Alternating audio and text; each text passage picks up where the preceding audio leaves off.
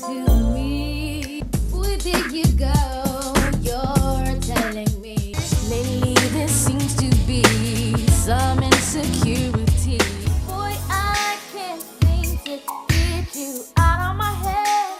Sometimes it's soft as a distant friend. I know that you're somebody else's guy. If it's right, say right, that it can be wrong. Ooh, you can't stop till real love, baby, got me tipsy. Rain down on me. Ain't nothing like a man. Blood starts racing through my veins. You are so fine. I just that's why I'm always over. You're the one for me. Can we get kinky tonight? Come downtown. Use your heart and not your eyes. Anything for you. I am gonna try. You're the one for me.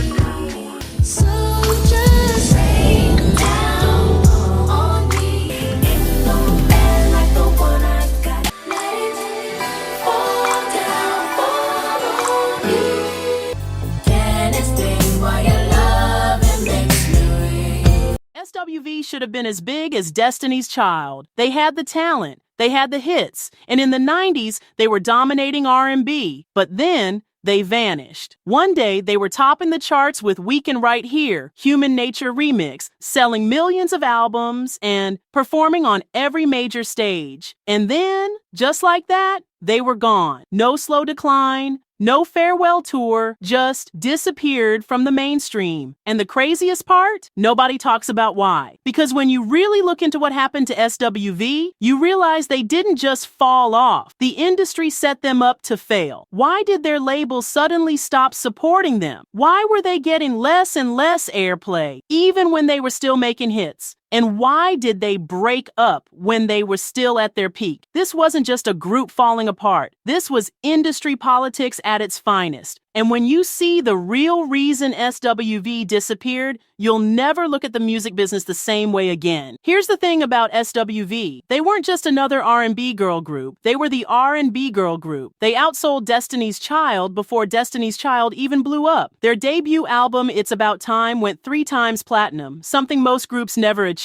They had 3 #1 R&B singles back-to-back, Week, Right Here, Human Nature Remix, and I'm So Into You. At their peak, SWV wasn't just making music, they were dominating the industry, but for some reason they never got the same legacy recognition as groups like TLC or En Vogue. And if you ask most people today, they'll say SWV was just a solid 90s group that had a few hits and then faded away. But that's a lie, because SWV should have been way bigger than they ended up being. So what happened? The industry's R&B girl group problem. Let's talk about something nobody ever discusses. Why do R&B girl groups always disappear? Think about it. En Vogue? Industry drama. Total quietly disappeared after 2 albums. 702 gone. Black gone. Jade gone. Meanwhile, boy bands like Boyz II Men and New Edition were able to transition through generations, and pop groups like Destiny's Child and the Pussycat Dolls got massive label support. But R&B girl groups, the industry never let them last. SWV wasn't the exception. They were the rule. At the height of their success, the industry did what it always does. It found a new group to push, and SWV got left behind. And that's where things started to fall apart. By 1998, SWV had sold over 15 million records worldwide. They had 2 massively successful albums, a loyal fan base, and the kind of momentum that should have kept them on top for years. But instead of continuing their reign,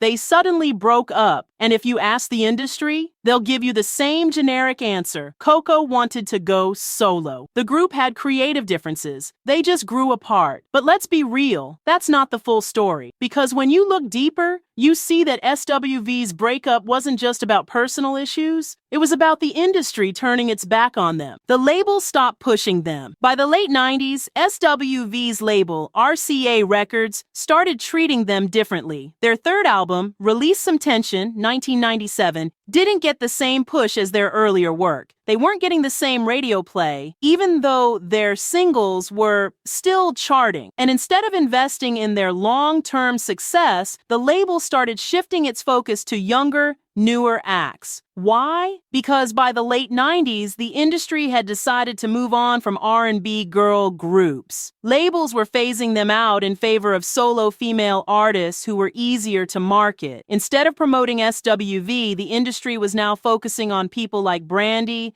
Monica, Aaliyah, and Destiny's Child. And when the label stops investing in an artist, it creates internal tension. The group members start feeling abandoned. They stop trusting the team around them. And before you know it, they start questioning if they'd be better off alone. And that's exactly what happened with Coco, the solo career that was doomed from the start. By 1998, Coco was being encouraged to go solo. And at first, it seemed like a great idea. She had the voice. She had the image. And with the right team behind her, she could have been the next big R&B superstar. But here's where things get shady, because the same industry that pushed Coco to go solo didn't actually support her when she did. Her debut album, Hot Coco, 1999, was solid, but the industry barely promoted it. And without the right backing, her solo career never took off. Coco later admitted that she felt like she was being used. The industry broke up SWV, told her she was better off alone, and then left her hanging when she needed them the most. By the early 2000s, SWV was gone, Coco's solo career was struggling, and one of the biggest R&B groups of the 90s had been completely erased from the mainstream. And if you think that was just bad luck, it wasn't, because when SWV tried to come back, the industry made sure they stayed out. By 2005, after years of being apart, SWV officially reunited. And let's be clear, this wasn't some washed-up group trying to relive their glory days. They still had the voices, they still had the hits, and most importantly, their fans never left. But here's where things get frustrating. Even with all of that, their comeback never hit the level it should have. And if you think it's because the music wasn't good, think again. Because in 2012, when they dropped their first comeback album, I Missed Us, it was critically acclaimed. It debuted at number 6 on the Billboard R&B charts. The lead single, Cosign, was a radio hit. The album even got them a Grammy nomination. But despite all that, the industry still wouldn't fully let them back in. Why? Because SWV didn't fit the industry's new formula. By the 2010s, R&B had completely changed. The music that SWV built their career on, strong vocals, real harmonies, timeless melodies, was no longer what the industry wanted. Instead, mainstream R&B had become more pop-driven, more auto-tuned, and more about branding than actual vocal ability. And let's be real, the industry wasn't checking for women over 30. They weren't young enough to be the new thing. They weren't making trap-influenced R&B like the new generation. And they didn't have the industry machine behind them like Beyonce or Rihanna. The music was great. The fans were there. But the industry, they had already moved on. And this isn't just an SWV thing. This happens to almost every artist who tries to make a comeback after being phased out. Because here's the sad truth about the music business. Once they decide your time is up, it doesn't matter how good you are. They're not letting you back in. Here's the harsh truth about the music industry. They don't care about talent. They care about who's trending, who's marketable, and who they can control. SWV didn't fall off because they lost their talent. SWV didn't disappear because people stopped loving their music.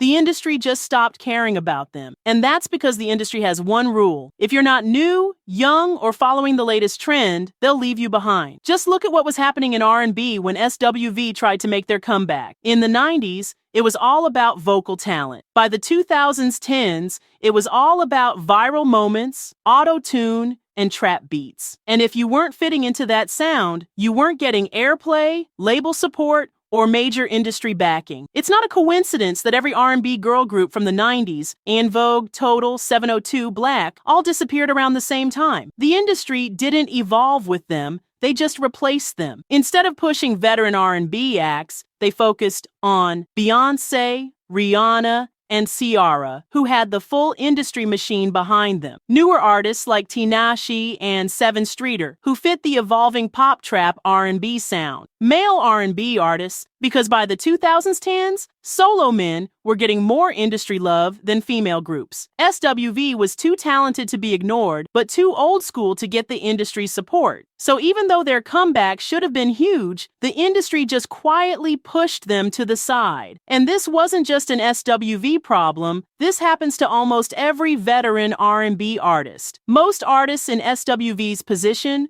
would have given up. After being pushed aside by the industry, after watching their label abandon them, after seeing their comeback ignored, most artists would have walked away for good. But SWV refused to let the industry define them. Instead of chasing industry validation, they took back control of their career, SWV's blueprint for survival. When the mainstream industry stopped supporting them, SWV did something most artists don't do. They focused on their fans, not the industry. And here's how they did it. Touring over trends. SWV realized early on that nostalgia is powerful. Even if the industry wasn't pushing their music, fans still wanted to hear it. So they did what many forgotten R&B acts failed to do. They built a touring business. They stopped waiting for radio play and started headlining R&B concerts and festivals. They tapped into the 90s R&B revival movement, where fans were actively looking for classic acts. They made sure their performances were still top tier, so that anyone who saw them live never forgot it. And guess what? It worked. They proved that real fans will always show up, even when the industry moves on. Reality TV and rebranding. In 2014, SWV made a major move. They launched their own reality show,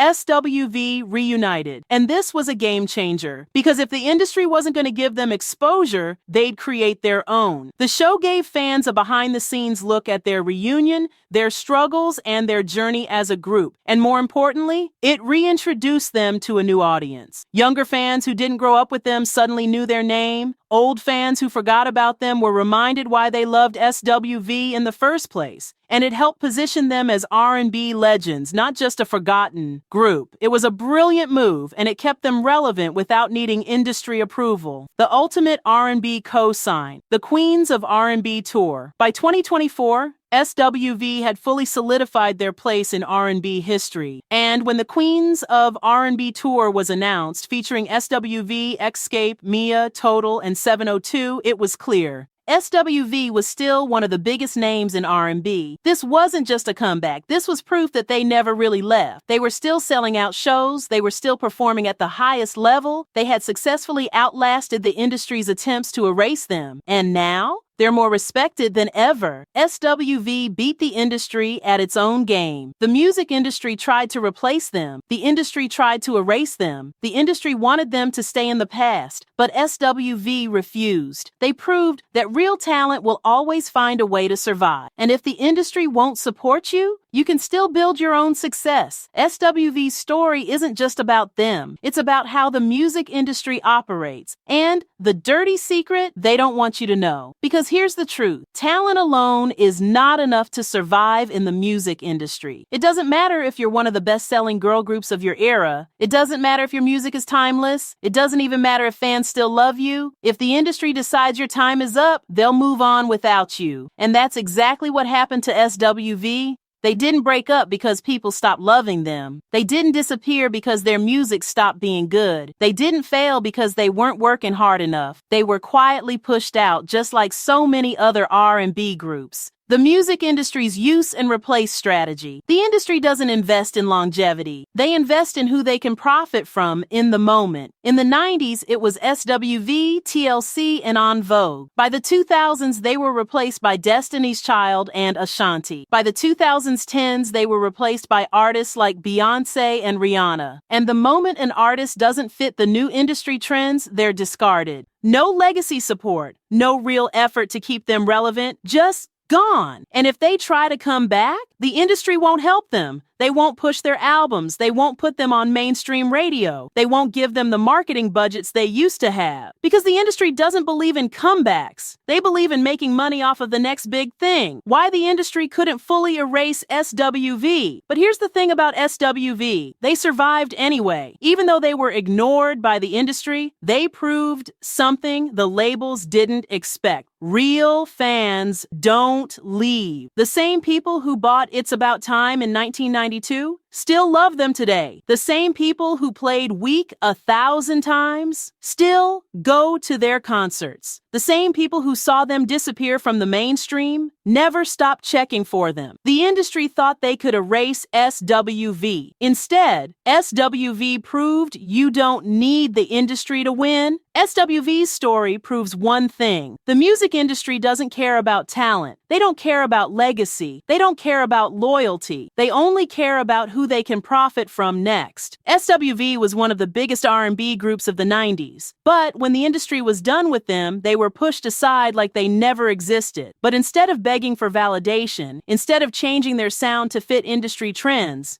instead of chasing clout, like so many artists today, SWV took back control of their own careers. They focused on their fans, not the industry. They built a touring empire instead of chasing radio play. They rebranded themselves as R&B legends, and now even the industry can't ignore them. And in 2025, they're still selling out shows, still headlining major R&B tours, still proving they were never just another 90s group. Because the truth is, the industry needs SWV more than SWV needs the industry. What do you think? Do you think SWV was purposely pushed out of the industry? Was the industry wrong for replacing R&B girl groups so quickly? And do you think today's R&B artists will face the same fate? Drop your thoughts in the comments, and don't forget to like and subscribe for more daily deep dives into the music industry's biggest secrets. Because trust me, there's a lot more they don't want you to know.